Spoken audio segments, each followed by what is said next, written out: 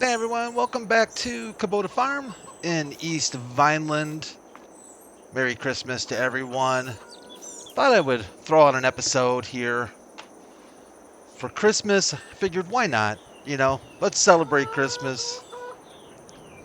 May not be a very long episode, but we got some work to do around the farm. I have advanced us into July. We were done with all of our harvesting is done, our planting is done, and now it's just maintain and watch all the stuff grow. We do have our summer cut grass field we need to take care of, but before we jump into that, we need to turn my fast running off because that gets annoying. Let's do super strength, and let's feed our chickens some more cracked corn. They're hungry little chickies. Indeed. Let's see how they're looking actually now that we gave them something to eat. So we're getting that base food average up 60%, so it's got to be up around here. So we're just going to let them keep dwindling away on the grain and the sunflowers for a bit. And let's see, 20% of 25,000 is what, 5,000? I think that's right. So we're a little low on sunflowers as well, so maybe we can toss some sunflowers their way. But they seem healthy, productive, and they are doing a great job of spitting out the eggs, which we love to see. Thank you, little chickens, for that. I am always needing to be reminded of when do eggs sell? November. Okay, so we're perfectly good with eggs for now. Oh, our chickens. They're so happy. And look what's back. The weeder. Oh, lovely. Man, I wish this came in Kubota orange. It does not. I've been still searching around for a weeder. I'd actually take this weeder with color choices, but I can't even find that. So I did look up how to add color palettes to mods, and it doesn't seem like it'd be too hard, but I really don't want to mess around with this base game equipment. So yeah, we're still in production. We're still in the early beta phases of looking for a weeder that is Kubota orange and will represent. That's what we're looking for. So hope everyone is having a safe holiday. I'll tell you what, blizzard has rolled into town in my neck of the woods. I want to say that it's not as bad as predicted, but we are still kind of in the thick of it. And my understanding is we still have more to come. So it's been steady. It hasn't been horrible, but it's been steady. The winds are certainly picking up quite a bit around here. Oh, nice little weeds here. Well, we're about ready to get rid of you all, so be prepared, little weeders. And I don't know about you all, but I hope you're all staying safe and warm and are able to just, enjoy the holiday season without having to, worry about travel and all that fun stuff. And I know that travel for some is, was planned and is necessary, but I hope you got it out of the way early if you indeed have been impacted by this whole storm system. The one thing that we have been able to avoid, which has been really nice, is the cold. Our temperatures, and I think we're going to be able to avoid the severe cold. Now, don't get me wrong, it's frigid, but been talking to some friends over in the Minnesota area, and they are a lot colder than we are, considerably colder, in fact, than we are. And I feel for them, because when you start getting into the -10, -15 without the wind chill, whew, that gets chilly. I think the Dakotas are even worse. So I'm thankful for the fact that we haven't hit the negative digits yet. I think with the wind chill we probably have. But fortunately, we have been able to maintain at least that luxury. But yeah, I think you're watching this Sunday. Hopefully the worst of it will be over for most of the country by then. So fingers crossed, everybody's staying safe.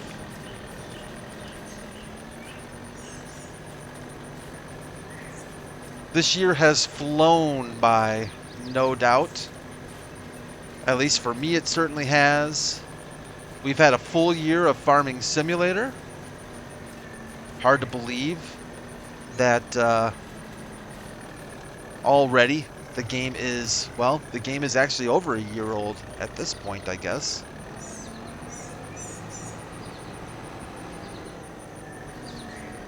Hello, sheep.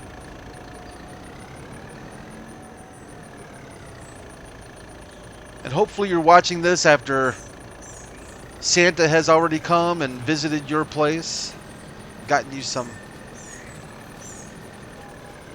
fun stuff, maybe some new games, or maybe a new console, or maybe you were naughty and didn't get all that fun stuff.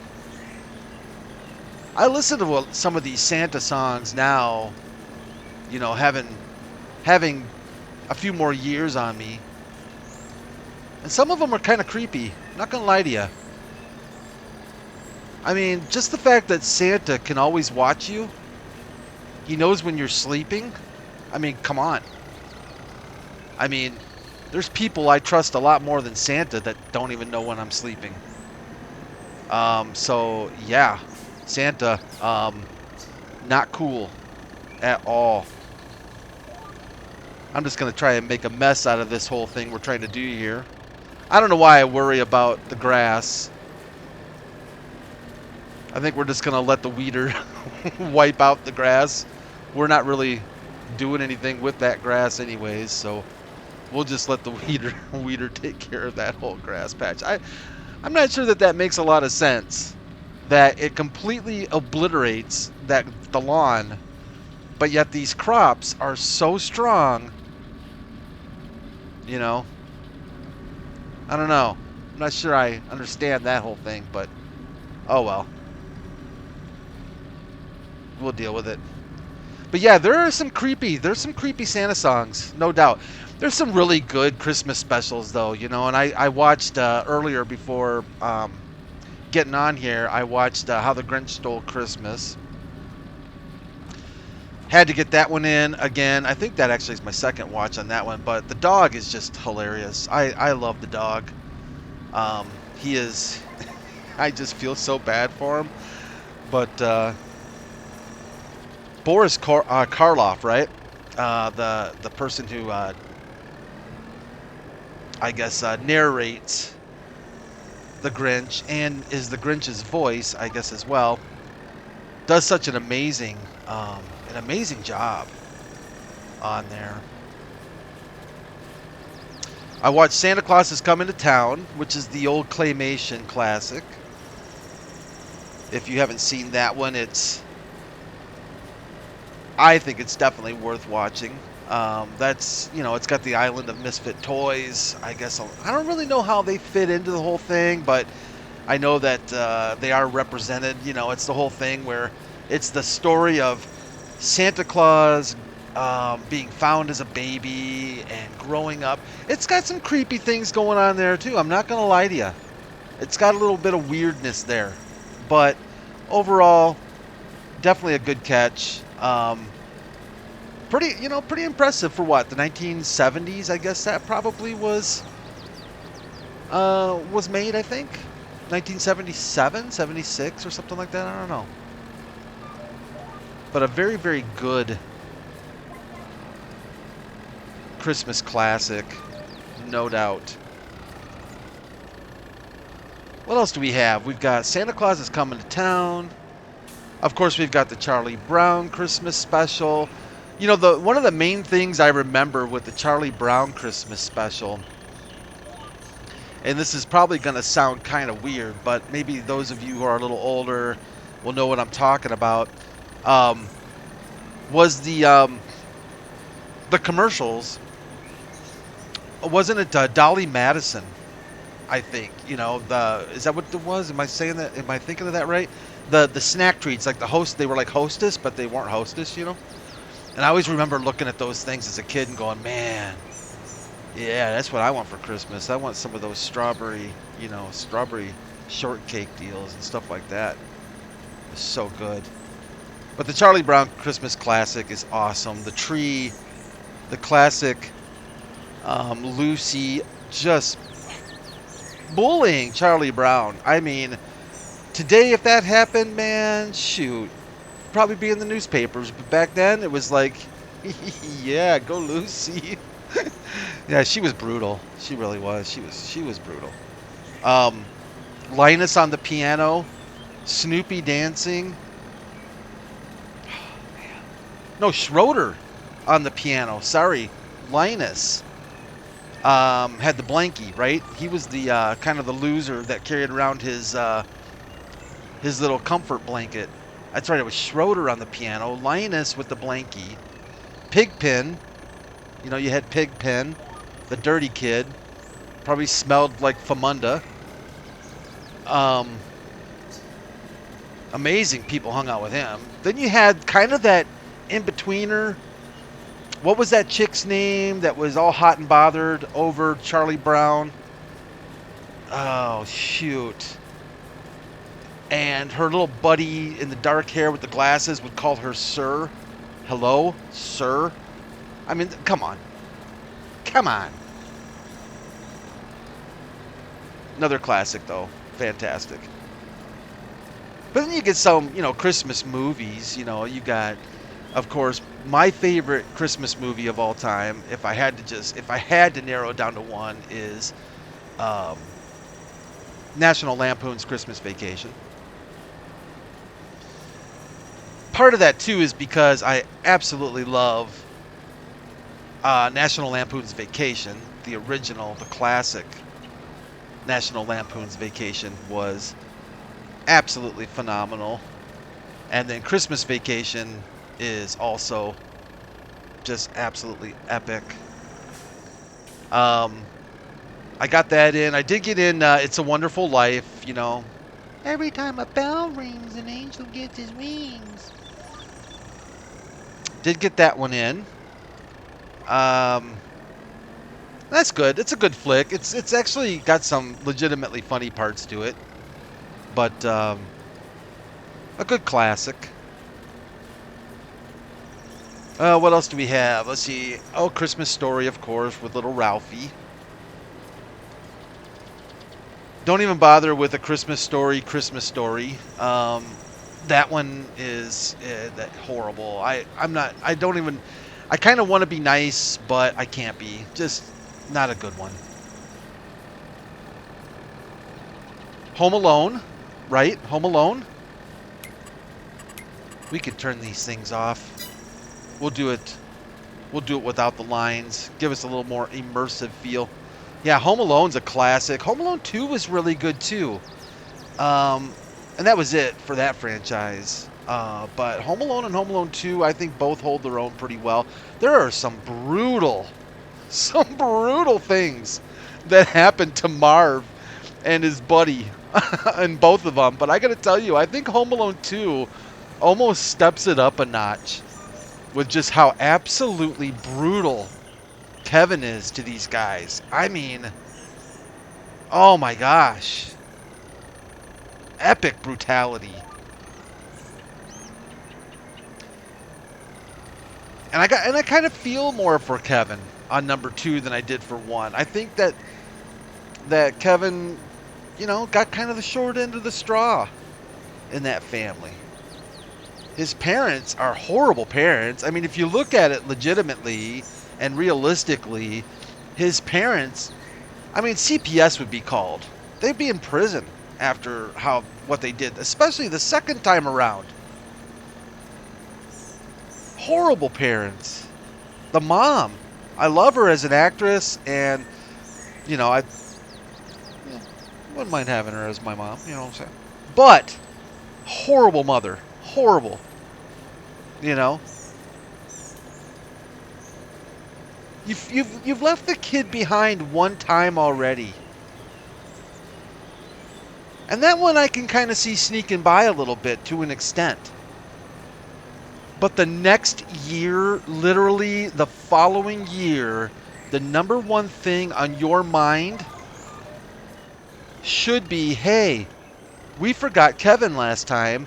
Maybe this year we should make absolutely sure that we don't forget Kevin. How's that for an option? You know what I'm saying?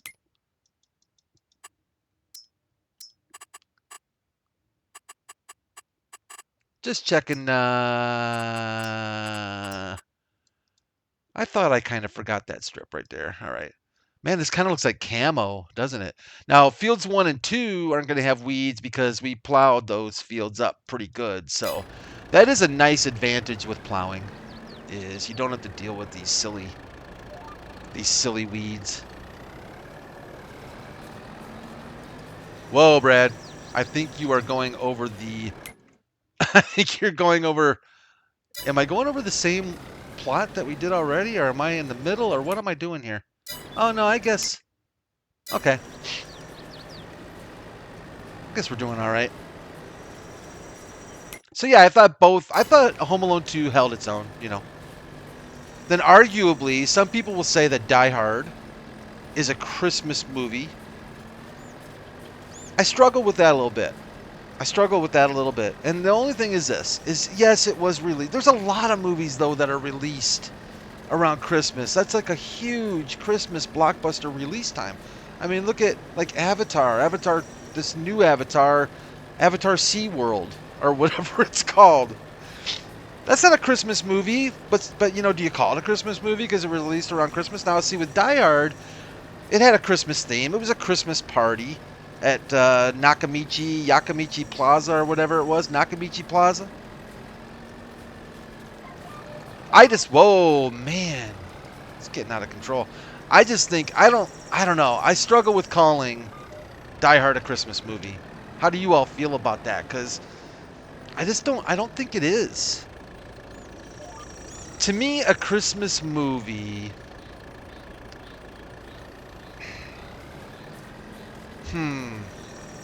You know what? I might be proving myself wrong on this one, though. I was going to say, for me, a Christmas movie should be really, really focused on that it's Christmas, right? Like, that should be like the underlying main thing.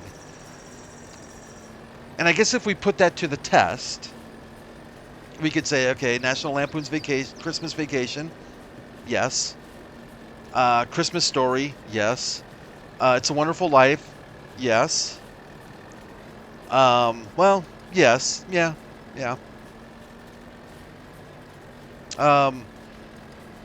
Is Die Hard enough Christmas to be considered a Christmas movie? Because I know a lot of people do consider it one of their favorite Christmas movies. I don't know about that. I don't know. Still a really good movie, though, regardless. Very good movie. Oh, and another one, but I don't know if this is necessarily a Christmas movie as much as it is like a holidays time or even a Thanksgiving movie, is Planes, Trains, and Automobiles. I kind of consider Planes, Trains, and Automobiles a Christmas movie, but it's not, though, is it? You know? Because it was... Really, it's around Thanksgiving. It's getting home for Thanksgiving. So I guess it's really not a Christmas movie by any stretch. Really, I guess, right? My headphones just got a little bit weird on me. I feel like I'm listening... Like my microphone is only on one side, but I think it was just in my headset.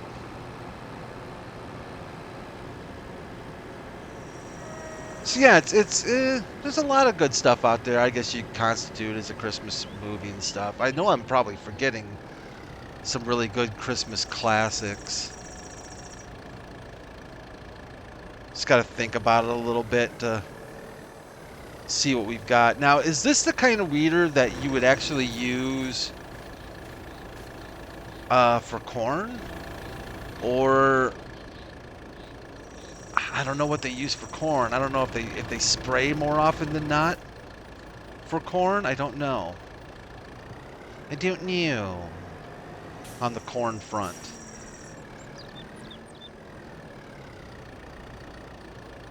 Let us make sure that's good. No, A heading, please. And we can set her to 0. Turned off my lines, didn't I? I do need my lines back for un momento, por favor. Thank you. Hey, we're pretty lined up, though. That's pretty good.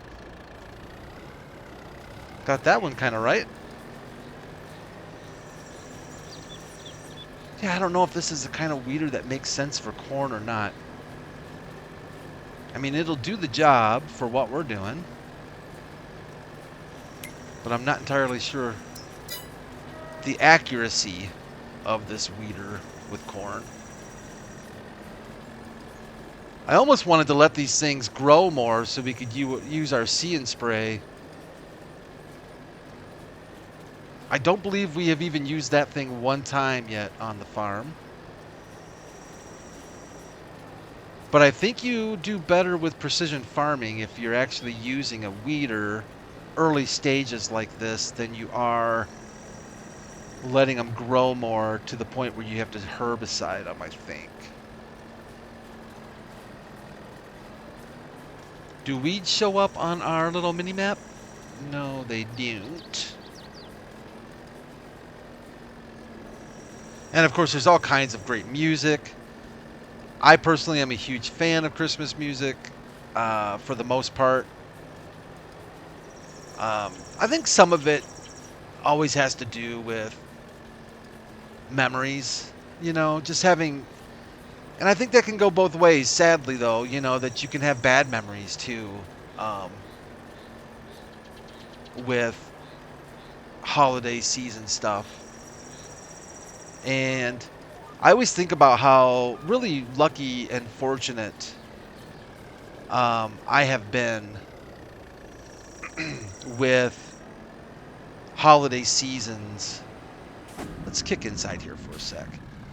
How fortunate I have been with the holiday season as far as not having any significant, you know, any bad significance associated with the holiday season. Because I really think that that's really sad when bad things happen around this time of year. And boy, that would really affect me, you know, for a long time. I think it affects a lot of people for a long time that they had something negative happen to them or to the family, you know, that kind of thing. But let's turn our lines on for a second here. I don't want to get too morbid or sad about it, but yeah, it is. It's unfortunate, but you know what? It is a time to be thankful for all that we do have, no doubt.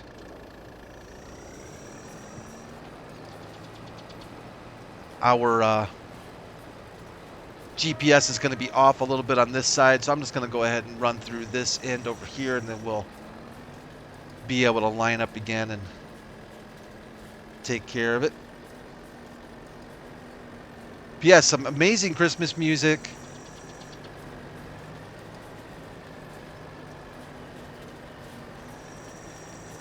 I didn't get to go see Santa today, or this year. Kind of sad about that. One thing I remember when I was younger, like in high school and stuff, was how amazing it was to... Brad, you need to stay to the left here a little bit, please. Thank you very much. How amazing it was to go to the mall when malls were king. They're really not anymore, but when malls were like the place to go, right? If you were going to do Christmas shopping, at least in my family and all my buddies and friends from high school and stuff, it was the mall, you know? And I still remember just how amazing the mall was around Christmas. The decorations, the amazing smell.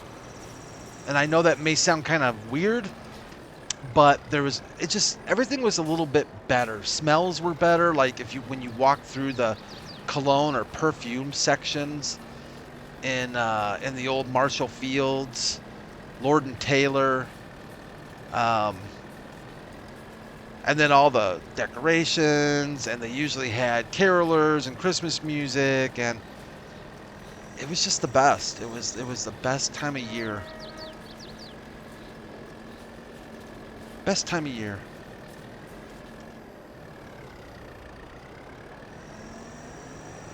And it's kind of funny because I don't remember, it's just how much things change, because I don't remember at that age really ever shopping at places like a Walmart and superstores like that. I guess the closest I would probably have come to that would be maybe a specialty store outside the mall, maybe. But by and large, it was definitely the mall. If the stores weren't in the mall, we probably weren't shopping, Christmas shopping there. Kmart maybe might have been one that I spent some time at. Montgomery Ward's. I don't know if any of you remember Montgomery Ward's, but that might have been on occasion. But Sears was a big one, but they were in the mall. J.C. Penney's, Lord and Taylor, Marshall Fields. Really, it's just, yeah. The mall was an amazing place to go. And that's why when I see these, see some of these movies, these 1980s, even into the 90s, where malls are, portrayed as in that way, it just is a little nostalgia for me. I don't live too far from what would be a fairly big mall. And it is just, it's almost sad how much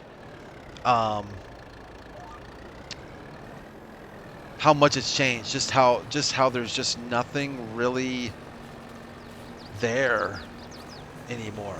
It still has a couple of anchor stores, but it's kind of sad. I drove by there Saturday after Black Friday, which typically, years ago, it would have just been chaos still. Even Saturday after Black Friday would have been chaos, but I probably could have got a front row spot, It's interesting to look back and to see how much has changed. And I think about, people that are much younger, if you were born in excuse me, like even after like 2000 and earlier, or is it later? 2000 and later? Just how different it is, with as far as that goes.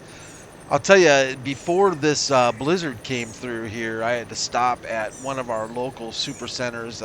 We have Meijer stores around here, and it was just chaos. It was absolutely chaos. It was comical. It was so busy and so packed.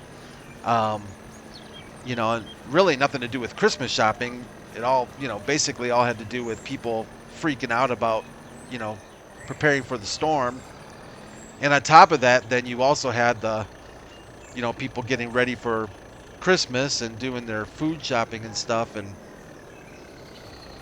yeah, it was crazy. But here in the farm, it's July. It's funny because July, I'm even trying to think of, the summer went by so fast this year for me that, that it just seems like I hardly remember how, this summer, and it just went by so quick.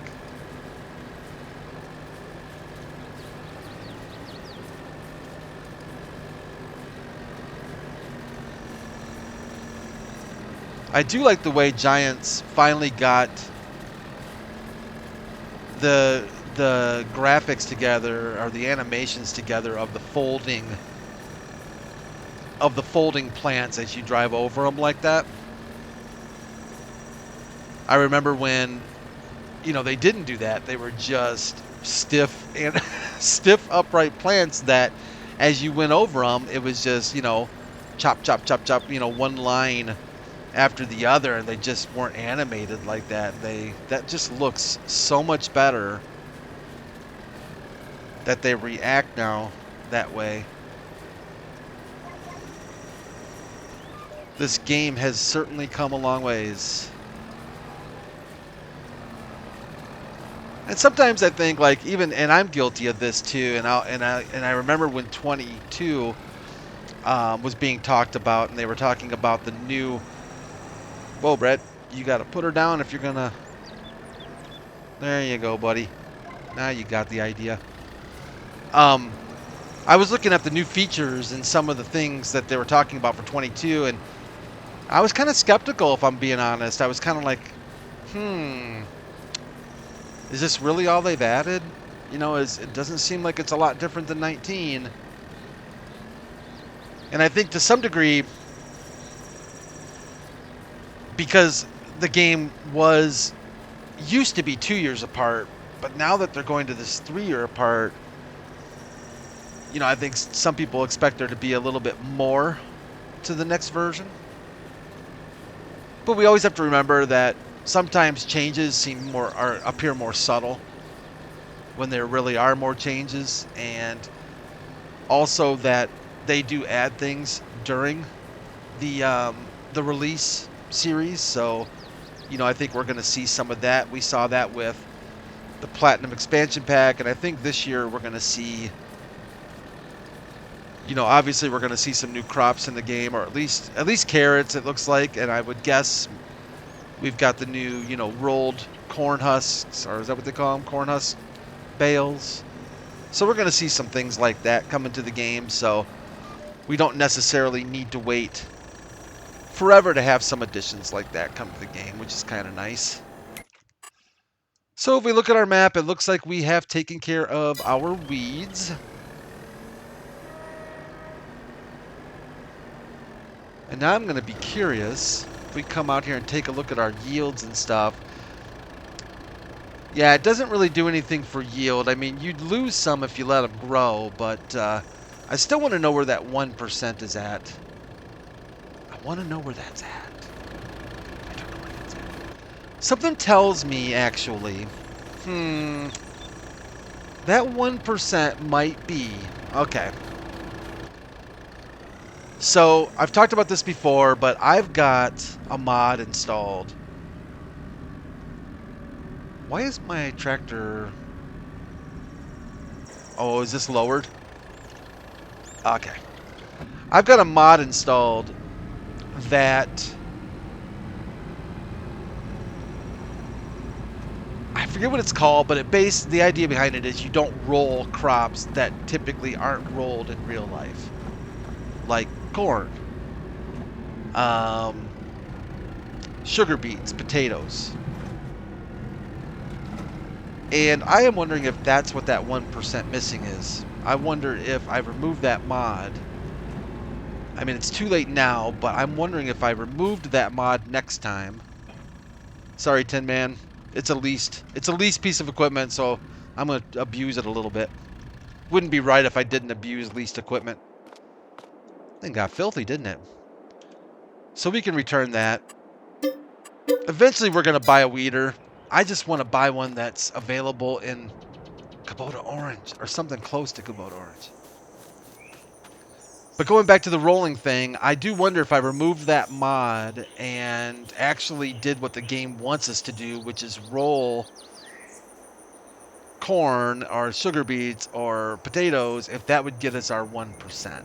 But that being said, look at this though. We're missing 1% here on these soybeans, and we rolled this field. And I don't know what else we could have done to this field to get that expected yield to match. I mean, is the pH value at good? Does it need to be perfect? I don't think so. I don't think that's correct because I think I've been down that road before as well. Interesting. And then the only other thing we've got left then is we are going to be waiting for our poplar. Our poplar is so close. I think one more month. Yeah, it's 13 of 13. So I think August is going to be poplar harvest, and that is going to be interesting. Oh boy. I'm looking forward to it, but I'm not. And I really want to I want to try a couple different ways because I haven't done poplar in 22. So you'll probably have to bear with me. I kind of want to do some rolled or some baled, and I kind of want to do some straightforward foraging. We might try both, but let's have to wait and see. Let's pay a visit to our buddies here. Nice sheep. Very nice work here. Very proud of you.